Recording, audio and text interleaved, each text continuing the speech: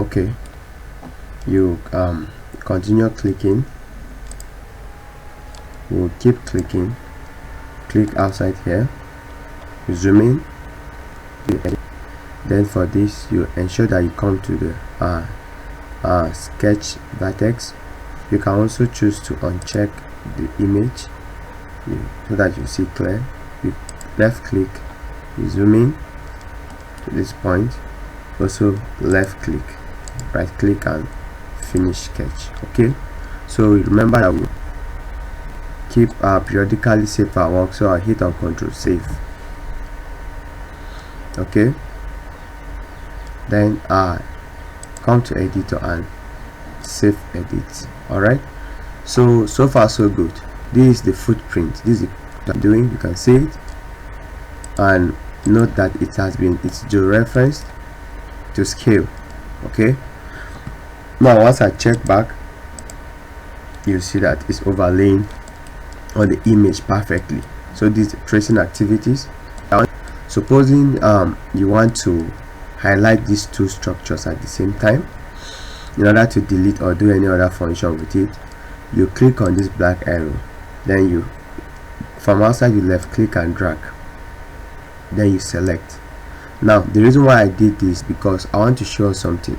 Once you have your boundary as a polygon, anything you highlight or by dragging, if you highlight a particular digitized structure or trace structure by highlighting, it also highlights the boundary because it perceives the structure within the boundary as confined.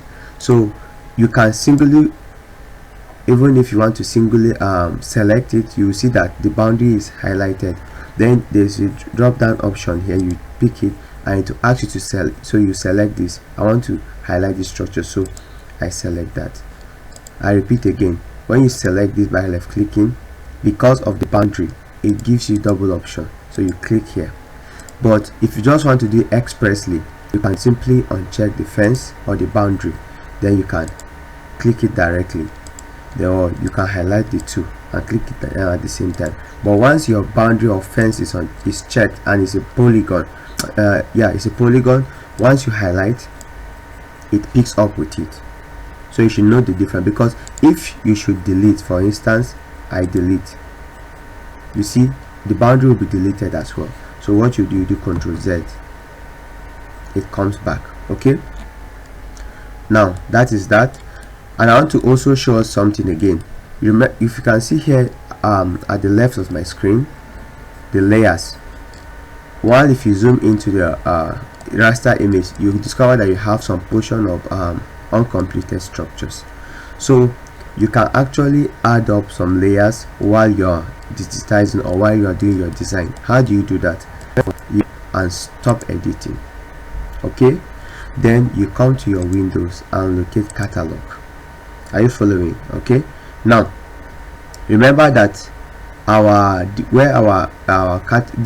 shape files are house is under the Unijust folder.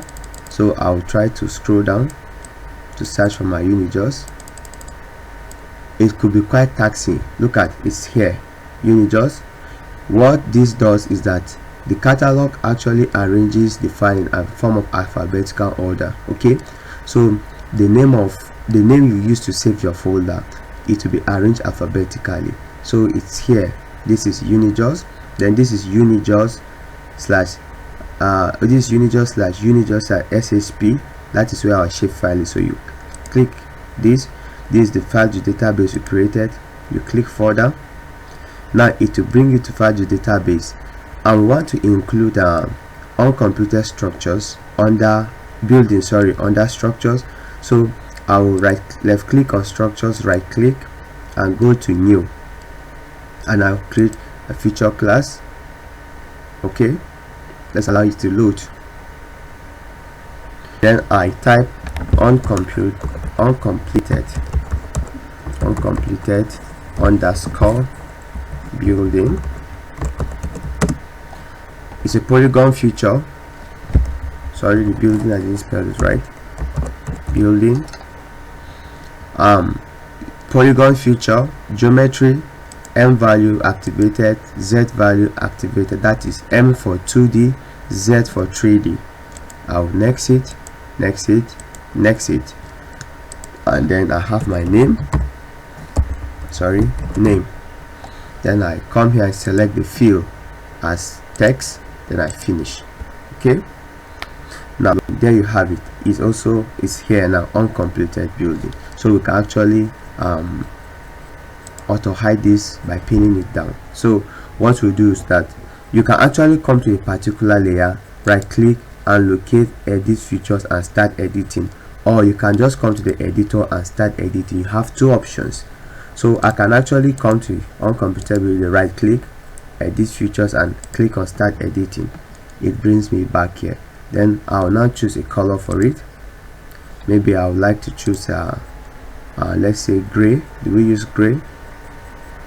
Just to make, alright, we can choose something like let's just see what color now. Okay, let's just use gray by 50%. The outfill, no outfill, no outline. Then I'll click on uncompleted building.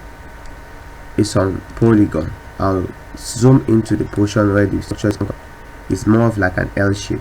So what you do, you left click here, you zoom in, you click here, come here, click here, click here, click here. Now you click here. Let's finish. Now you see that as we are trying to do the package of the footprint, let me delete it and show us the proper way. You pick here and delete it. What you do is that instead of starting to pick your point from here, you rather pick it from this direction, so that once you get to behind here, it won't block your view. So what we do, we pick uncompleted, click here, click here, click here, the edges. The last edge you can double left click, or you right click and go to finish sketch, double left click and it applies there. Okay, now what we'll do is try and complete your structures. Try and complete your structures. Pick the edges, then you finish. Okay, so I would like to quickly jump into finish, control save S. Now we can actually what I've been doing so far. So this is the progress. Now I would like to jump quickly and show us how to use how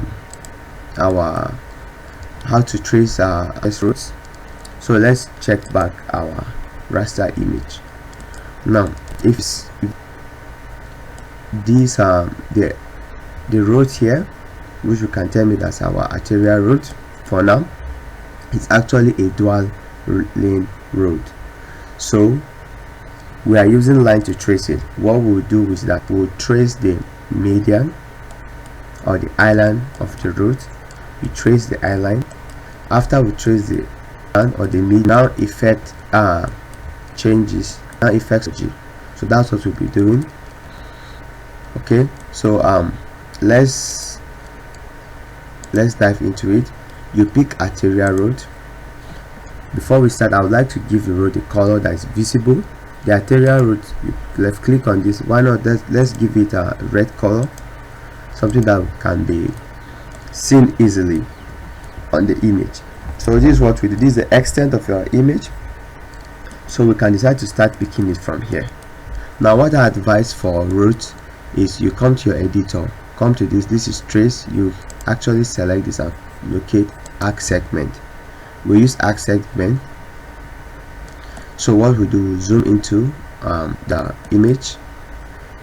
Then this is the median. It starts here. Click here. Now you zoom out to see if the road is straight or it's a curved road.